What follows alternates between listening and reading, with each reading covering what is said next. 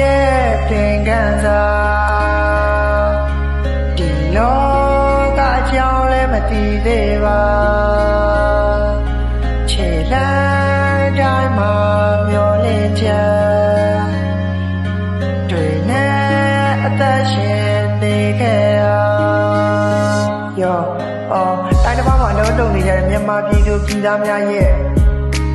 အိမ်မက်တွေပြောက်ကွယ်အနာဂတ်လင်းအောင်လေးနဲ့တဖြည်းဖြည်းရောင်မိန်ခဲ့ပြီအရေးမြက်ချေပြောက်ခဲ့အိတ်ဆက်လို့မရတဲ့ညာပေါင်းများစွာမကောင်းတဲ့အားငယ်တတ်တဲ့စိတ်အတွေ့အများစွာနဲ့ငါချရှုံးလို့မဖြစ်ဘူးနောက်မှမိသားစုတွေရှိရဆိုရစိတ်ကိုလည်းငါမွေးထားပါတယ်အရင်ကအမေကွန်ဒိုမှာထားတဲ့ကောင်ပြန်တက်မိရဲ့မေးရဲ့စကားသံလေးစကားသံလေးကိုပဲမနှက်ခင်းအိပ်ရထားတိုင်းနားထဲမှာမြဲကြားပြန်နေ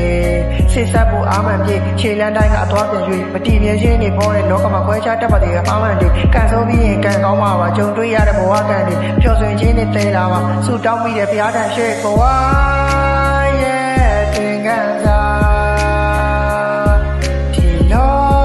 ကအကြောင်းလည်းမသိသေးပါ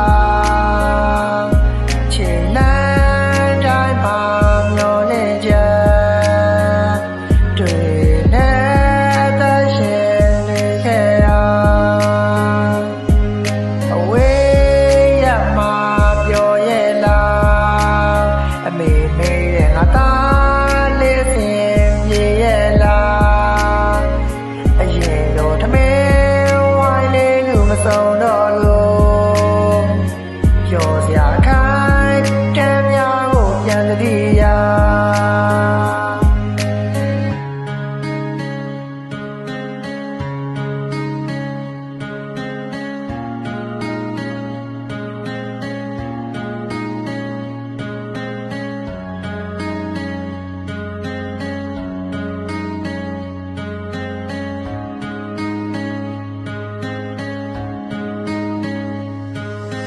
မိုးကောင်းကင်ကိုမြေပေါ်ကြီးလိုက်ရေမန်းချက်တွေကတစ်ဖက်ကမ်းမှာရောက်တော့မယ်လက်ကန်းစာမင်းအားမလျှော့ပဲနဲ့တက်လှမ်းပါကလေးဘွားတွေကတည်ငြိမ်တိချေရသူတွေနဲ့ဖြတ်တန်းရတယ်မင်းဘွားကိုမြင်ပြန်ကြည်စမ်းပါ